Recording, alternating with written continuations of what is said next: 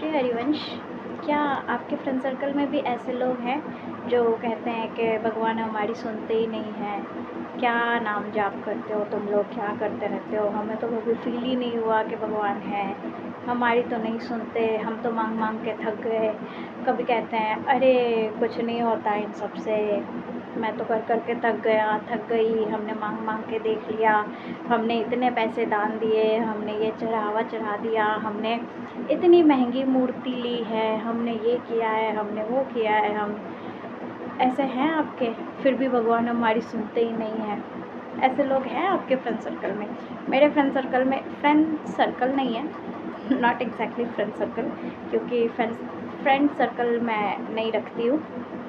जो भी है मेरे थोड़े बहुत सखी और सखा हैं, तो श्री जी की कृपा से ऐसे है। पर सखा और सखी के साथ साथ कुछ ऐसे लोग हैं जो मुझसे काफ़ी टाइम ऐसा कहते रहते हैं कि भगवान हमारी नहीं सुनते, हम पे तो कृपा दृष्टि महसूस नहीं होती, हमें तो, हम ये प्रॉब्लम से परेशान हो रहे हैं, हम वो प्रॉब्लम से परेशान हो रहे हैं। उनसे कह दो भैया कम से कम एक ही माला कर लो, उनसे नहीं हो पाता है।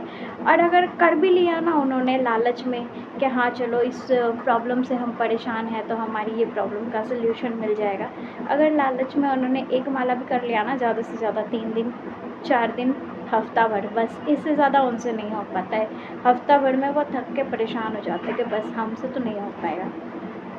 तो भैया, जहाँ आप नाम जाप नहीं कर सकते, आप सेवा नहीं कर सकते, आप कुछ भी नहीं कर सकते, आपको जब आप कहते हैं ना कि हमने तो इतने पैसे दान में दे दिए, हमने ये कर दिया, मंदिर में हमने वो दे दिया, तो आपको क्या लगता है लक्ष्मीपति जो पूरे ब्रह्मांड के स्वामी हैं, जिन्होंने सब कुछ बिल्कुल पलक झपकते, जिन्होंने सब कुछ रचना कर दी है, वो आपके 5,000 10,000 15-20,000 के भूखे?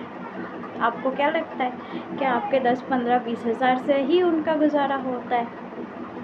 ऐसा नहीं है प्रभु, सुधर जाओ, सुधर जाओ। भगवान को सिर्फ नाम खरीद सकता है, इसके अलावा कुछ नहीं हो सकता। दूसरी चीज़, थोड़ा सत्संग सुना करो, आपको प्रभु से प्रेम हो जाएगा। जब प्रेम होगा तो नाम खुद चलने लगेगा, और जब नाम चलने लगेगा तो जो ये बुद्धि है ना वो शुद्ध हो जाएगी। अब आइए बताऊं ऐसा मैं क्यों कह रही हूँ, इतना कुछ बोलने का क्या रीज़न है, आइए मैं आपको वो दिखाती हूँ। इतने सुंदर ठाकुर जी हैं गौ माता के साथ, देखिए कहीं रूप में कुछ कमी नहीं है, इतनी सुंदर मुस्कान है, इतनी सुंदर रंग रूप है। पर जब आज मैं बाहर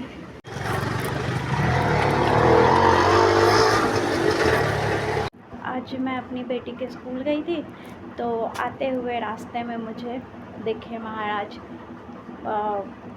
सीढ़ी पे, इतनी कड़ी धूप में, कचरे में, इतनी गंदगी सीढ़ियों पे, कचरे में, बिल्कुल रास्ते के बीचों बीच धूप में, कड़ी धूप में पड़े हुए हैं। तो मेरी दृष्टि गई, मैंने सोचा कि ले जाऊं अपने साथ। फिर 2 मिनट खड़ी हुई, देखा मैंने, जैसे ही इनको देखा ना, इनकी आईज़ इतनी ज़्यादा अट्रैक्टिव लगी मुझे, मतलब इतने सुंदर स्वरूप हैं। बस थोड़ी सी हाथ में चोट लगी हुई है, तो लोगों ने लाके अपने घर के मंदिर के भगवान को लाके रास्ते पे कड़ी धूप में छोड़ दिया। ये भगवान जिस दिन आप पे धूप आएगी उस दिन आपके साथ खड़े होंगे, आपको लगता है? ठीक है, अगर आप ऐसा मानते हैं कि हमें खंडित मूर्ति की पूजा नहीं करनी, तो क्या ज़रूरी है कि आप कचरे में सीढ़ियों पे रख के, कड़ी धूप में रख के चले आएँ? आप उनको ससम्मान के साथ यमुना जी ही मेरे आ गई। यमुना जी में नहीं, आपके आसपास, आपके घर के आसपास जो भी नदी है वहाँ उन्हें आप अच्छे से सम्मान के साथ नदी में प्रवाहित कर देते। या तो हमारे गुरुदेव बताते हैं कि मिट्टी को खोद के गड्ढा करके उनमें आप उन्हें विराजमान कर देते नीचे, फिर ऊपर से मिट्टी डाल देते हैं।